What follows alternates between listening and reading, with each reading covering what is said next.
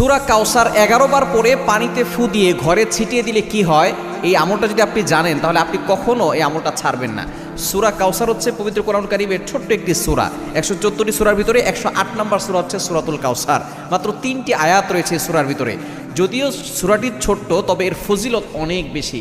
আপনি যদি সূরা কাউসার 11 বার পড়তে পারেন, কিভাবে আমল করবেন আমি বলে দিব, তবে কি কি উপকার পাবেন সেটা আমি বলে দিচ্ছি। নাম্বার 1, 1 নাম্বার হচ্ছে এই আমলটা করার মাধ্যমে আল্লাহ তাআলা আপনার ঘরের সকল অভাব দূর করে দিবেন। দ্বিতীয় নাম্বার হচ্ছে আল্লাহ পাক রব্বুল আলামিন আপনার ঘরের ভিতরে বরকত দান করবেন।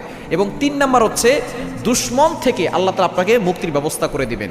এবং 4 নাম্বার হচ্ছে আপনার জানমাল নিরাপত্তার ব্যবস্থা করবেন আল্লাহ তাআলা। এবং 5 নাম্বার হচ্ছে হাউজে কাউসারের পানি আল্লাহ তাআলা আপনাকে দান করবেন।